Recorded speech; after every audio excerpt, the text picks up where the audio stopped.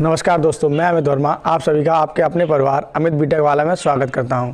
सबसे पहले आप सभी लोगों को नए साल की हार्दिक शुभकामनाएं।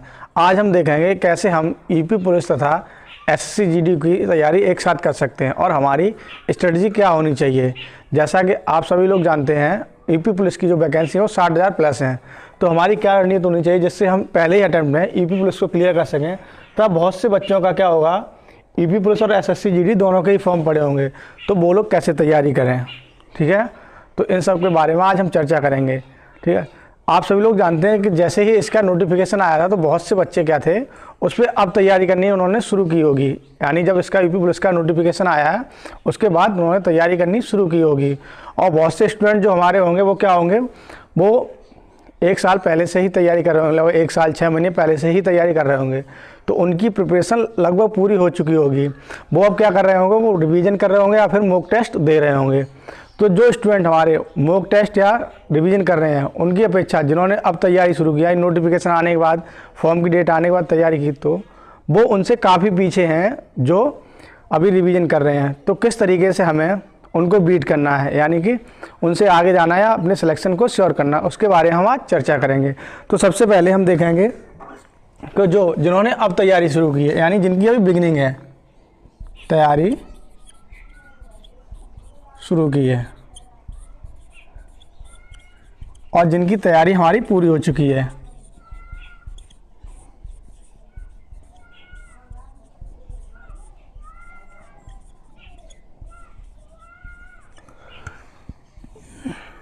आप लोगों ने एक चीज़ नोटिस की होगी, जैसे भी किसी वैकेंसी का नोटिफिकेशन आता है तो आप लोग देखते हैं यूट्यूब पे तमाम तरीके की स्ट्रेटजी आती है, यानी रणनीति आती है कि ऐसे 10 दिन में तैयारी कैसे करें, 1 महीने में तैयारी कैसे करें, इस एग्ज़ाम को कैसे क्रैक करें। और आपको यूट्यूब पे नए नए टीचर भी दिखाएंगे, बहुत से ऐसे टीचर दिखाएंगे जिन्होंने कभी किसी एग्ज़ाम को क्वालिफाई नहीं किया होगा, वो भी आपको बता देंगे कि 40 दिन में यूपी पुलिस को कैसे क्लियर किया जाए। मैं आपसे जो भी बात करूंगा वो अपने एक्सपीरियंस पे बेस्ड करूंगा, क्योंकि मेरे पास भी 3-4 एग्जाम के फाइनल सिलेक्शन का एक्सपीरियंस है।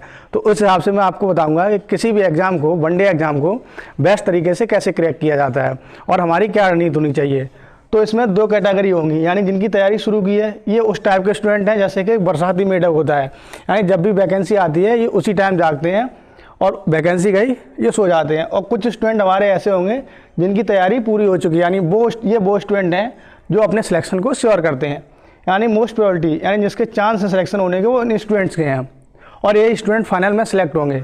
ये स्टूडेंट के सिलेक्शन होने के चांस बहुत कम होते हैं, रेयर केस में से इसमें से स्टूडेंट सिलेक्शन होते हैं, क्योंकि हर चीज़ में कुछ ना कुछ अपवाद होता है। तो उस तरीके से कुछ ये भी सिलेक्ट होंगे, लेकिन जो चांस ज़्यादा है वो उनके, जिनकी तैयारी पूरी हो चुकी है, जो अपने आप की रिविज़न कर रहे होंगे और मॉक टेस्ट लगा रहे होंगे। अब हम बात करेंगे यूपी पुलिस की। सभी लोग जानते हैं यूपी पुलिस में 4 सब्जेक्ट आते हैं। पहला हमारा हिंदी, दूसरा हमारा मैथ ले लो, तीसरा रीजनिंग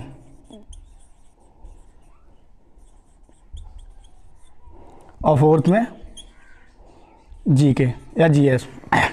सभी स्टूडेंट का अपना अपना क्राइटेरिया होता है, किसी की हिंदी अच्छी होती है, किसी का मैथ अच्छा होता है, किसी की रीजनिंग और किसी की जीके अच्छी होती है। ठीक है ना, और इन सभी सब्जेक्ट का अपना अलग अलग रोल है। अब बहुत से टीचर्स क्या बोलते हैं, आपको हिंदी और रीजनिंग पे कमांड रखनी चाहिए तो आपका सिलेक्शन श्योर हो जाएगा। ऐसा पॉसिबल नहीं है। अगर किसी एग्जाम में 4 सब्जेक्ट आ रहे हैं तो आपको 4 सब्जेक्ट पे कमांड होनी चाहिए और बराबर कमांड होनी चाहिए, तभी आप अपने सिलेक्शन को श्योर कर पाएंगे। आपको जैसे अगर हिंदी अच्छी आती है तो हिंदी में कम टाइम दें, अगर मैथ आपका अच्छा है तो मैथ में कम टाइम दें, अगर आपकी जीके या जीएस कमज़ोर है तो उसको अच्छे से रिवाइज करना, प्रॉपर तरीके से पढ़ें। मेरा कहने का मतलब ये है, जो भी सब्जेक्ट आपको कम आ रहा है उसको ज़्यादा टाइम दें और सभी सब्जेक्ट को इक्वल लेके आएँ, यानी सभी सब्जेक्ट में आपकी कमांड बराबर होनी चाहिए, तभी आप अपने सिलेक्शन को श्योर कर पाएंगे। अदरवाइज क्या होगा, अगर कोई भी आपका एक सब्जेक्ट वीक रह गया तो आप सिलेक्शन से दूर हो जाएंगे। और ये 100% श्योर है, ये मैं किसी भी थ्योरेटिकल बात नहीं कर रहा हूँ, मैं ये प्रैक्टिकली बता रहा हूँ। अगर आपका इनमें से कोई भी एक सब्जेक्ट वीक होगा तो आप सिलेक्शन नहीं ले पाएंगे, और अगर आपके चारों सब्जेक्ट अच्छे हैं तो आप अपने सिलेक्शन को श्योर कर पाएंगे। तो हम देखेंगे हिंदी, रीजनिंग। मोस्ट स्टूडेंट के क्या मैथ और रीजनिंग अच्छी होती है, जहाँ पे स्टूडेंट बीट होता है वो सब्जेक्ट हमारा होता है जीके या जीएस का। ये जो सब्जेक्ट होता है इसमें क्या होता है, हमारा सिलेबस भी वाइड है और इसमें हमें ये पता नहीं रहता क्या चीज़ आएगी। कभी कभी अनएक्सपेक्टेड क्वेश्चंस भी आ जाते हैं, यानी ऐसे क्वेश्चन आ जाते हैं जो हमने नहीं पढ़े होते हैं, और ये फैक्चुअल होता है। अगर आता है तो सही है और नहीं आता है तो गलत है। इसमें हम कोई अप्रोक्सीमेशन या कुछ नहीं कर सकते हैं। इसमें क्या है, इसमें सॉल्व करना रहता है। इसमें जितनी प्रैक्टिस होगी हमारा उतना स्ट्रॉन्ग हो जाएगा ये सब्जेक्ट। सेम कंडीशन हमारी मैथ की भी है। मैथ की हम जितनी ज़्यादा प्रैक्टिस करेंगे, जितने ज़्यादा टाइप्स के हम न्यूमेरिकल्स करेंगे, हमारा सब्जेक्ट उतना ही ज़्यादा स्ट्रॉन्ग होता जाएगा। अगर हम हिंदी की बात करें तो हिंदी के भी क्वेश्चन हमारे फैक्चुअल होते हैं। अगर आता है तो सही है, नहीं आता है तो गलत है। तो क्या होता है, ये मैथ और रीजनिंग बहुत से स्टूडेंट की काफ़ी अच्छी होती है। जहाँ पे वो बीट या डिफीट होते हैं वो होती है हिंदी और जीके। मोस्टली स्टूडेंट जीके कमज़ोर होती है, तो इस जीके को आपको प्रॉपर तरीके से पढ़ना है, ज़्यादा टाइम देना है। अब हम बात करेंगे हमें जीके कैसे पढ़नी है। तो यूट्यूब पे बहुत सारे टीचर्स हैं जो आपको जीके पढ़ाते हैं। आपको क्या है, जीके के नोट्स प्रॉपर तैयार करने हैं, उसके बाद उनका रिवीजन करना है। जीके या जीएस में सबसे इम्पोर्टेंट पॉइंट होता है रिवीजन का। अगर आप रिवाइज सही से कर रहे हैं तो धीरे धीरे आप पाओगे कि आपकी जीके स्ट्रांग होती जा रही है।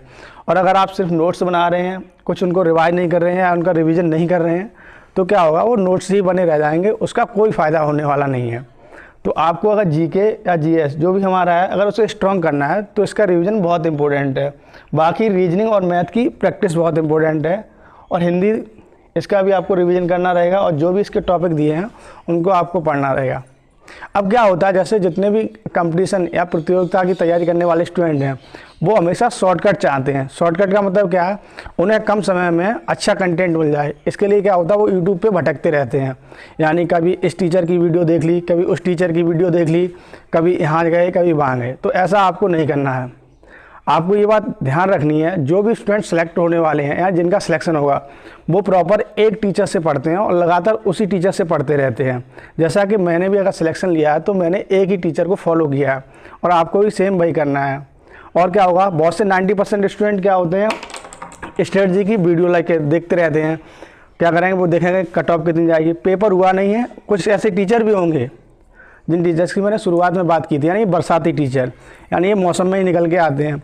वो आपको पेपर नहीं हुआ आपका, उससे पहले ही आपको कट ऑफ बता देंगे कि इसकी कट ऑफ इतनी जाएगी, और बच्चे भी उसको देख के खुश हो जाते हैं कि शायद कट ऑफ इतनी जाएगी।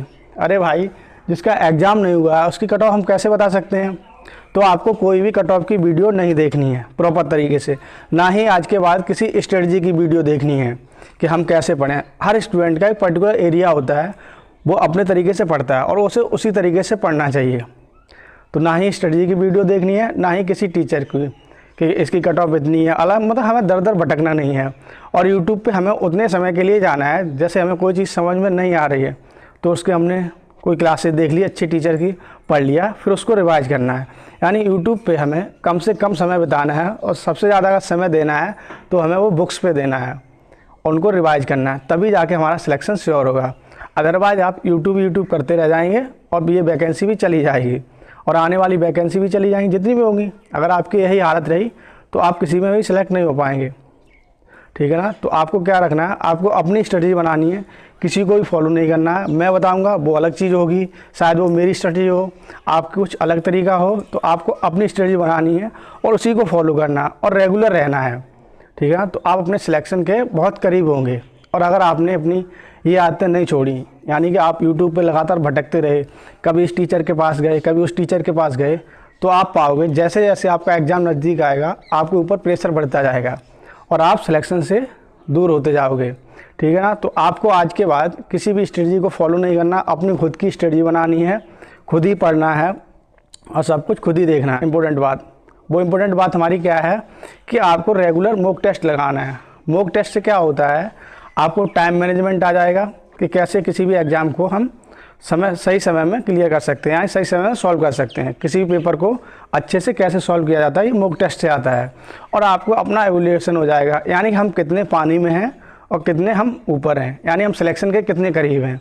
तो आपको किसी भी एक चैनल पे, मैं किसी को प्रेफर नहीं करता हूँ, ना ही मैं यहाँ पर किसी का प्रमोशन करने आया हूँ।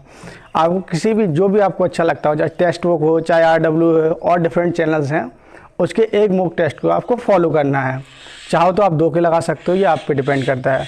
तो रेगुलर आपको मॉक टेस्ट लगाने हैं, जिससे क्या होगा, आप अपने अंदर की कमियां जान पाओगे और आपको ये पता चल पाएगा कि किस सब्जेक्ट में किस पॉइंट पे आप वीक हैं।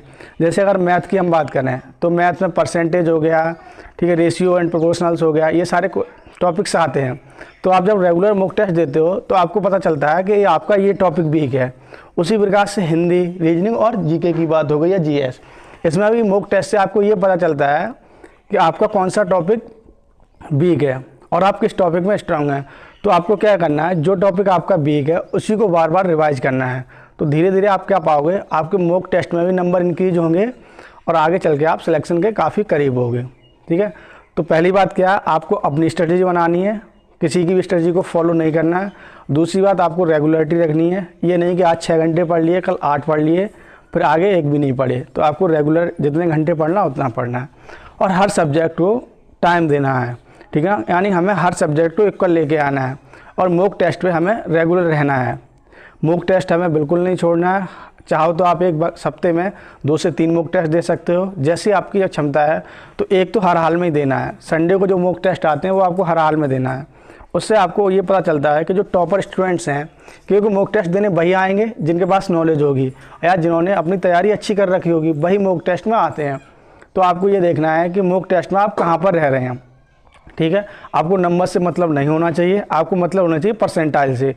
आपकी मॉक टेस्ट में कितने स्टूडेंट में कितनी परसेंटाइल आ रही है और आप वहाँ पे कहाँ पे एडजस्ट कर रहे हैं।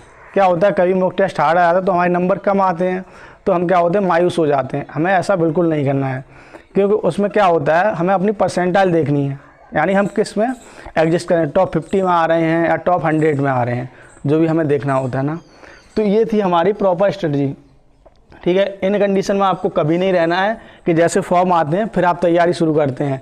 इस तरीके के बच्चे कभी सेलेक्ट नहीं हो पाते हैं। सेलेक्ट वही होते हैं जो रेगुलर अपनी तैयारी को रखते हैं। फॉर्म तो आएंगे और जाते रहेंगे, यानी वैकेंसी आएंगी और चली भी जाएंगी। अगर आप अपनी तैयारी तब शुरू करोगे जब फॉर्म आया, तो आप पहले भी बेरोज़गार थे, आगे भी बेरोज़गार ही रहोगे। और अगर आप रेगुलर पढ़ते रहोगे तो आपकी हर एग्ज़ाम क्लियर होगा। होता क्या है, जितने भी हमारे वनडे एग्जाम हैं, चाहे यूपी पुलिस ले लो, एसएससी जीडी ले लो, चाहे दिल्ली पुलिस ले लो, इनका एक लेवल होता है। अगर उस लेवल की आपने तैयारी कर ली तो ये एग्ज़ाम आपके लगातार निकलते रहते हैं, यानी फिर हमें कुछ ज़्यादा करने की ज़रूरत नहीं होती है। लेकिन स्टूडेंट्स करता क्या है, जैसे ही हमारा एग्ज़ाम आया उसने तैयारी करना शुरू कर दी, यानी वो बहुत अच्छे से मेहनत करेगा। एग्ज़ाम निकल गया, वो फिर से एकदम जीरो हो जाता है और फिर से कोई दूसरा फॉर्म आएगा, फिर से तैयारी करेगा। तो ये नहीं हमें करना है। हमें प्रॉपर तरीके से तैयारी अपनी कंटिन्यू रखनी है। फिर एक बार आप देखोगे कुछ समय बाद आपके लगातार एग्ज़ाम निकल रहे हैं। धन्यवाद।